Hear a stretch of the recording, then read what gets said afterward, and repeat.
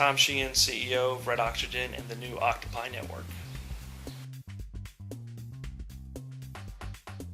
I was living there and working there for an American company, and I'd always wanted to do my own startup.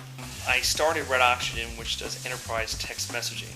I wanted to build a company that was a product that was with recurring revenue, and I felt the need in the enterprise space to incorporate SMS into that. I built it with some of my teams I'd worked with in the past, and I was living there, and luckily the Americans didn't understand or comprehend what SMS was for a number of years, which allowed us to build and grow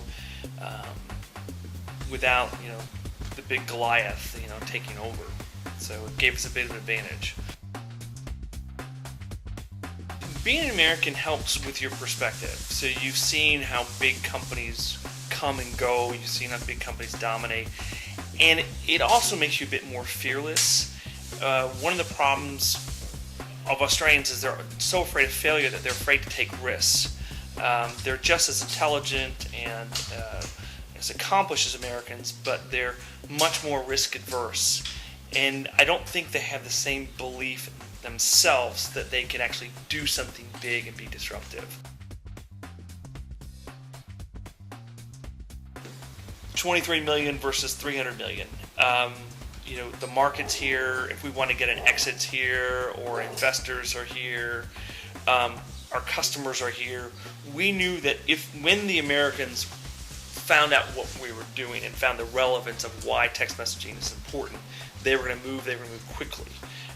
So it was always our plan from the beginning to move here, because the market's here, the money's here, the exits are here, the investors are here, and the companies are here. So it was just, when was the market ready? The U.S. really became ready when we moved here 2008, 2009. The pros of Australia is fantastic public policy. Export marketing development grants, R&D tax credits, universal health care. The negatives are the private sector. There's very limited money, if any.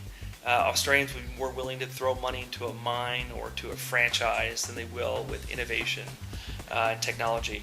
And the government in Australia recognizes this, and that's why they put together these fantastic public policy programs, because eventually Australia is going to have to stop ripping stuff out of the ground and selling to China. It's a short-term business model. Conversely, in the U.S., you don't have universal health care. You've got healthcare costs that are outrageous, but you've got a fantastic private sector and a mediocre at best public policy with regards to businesses and small businesses. So, if you could ever merge the two, you'd have a world-dominating entity. But it is what it is.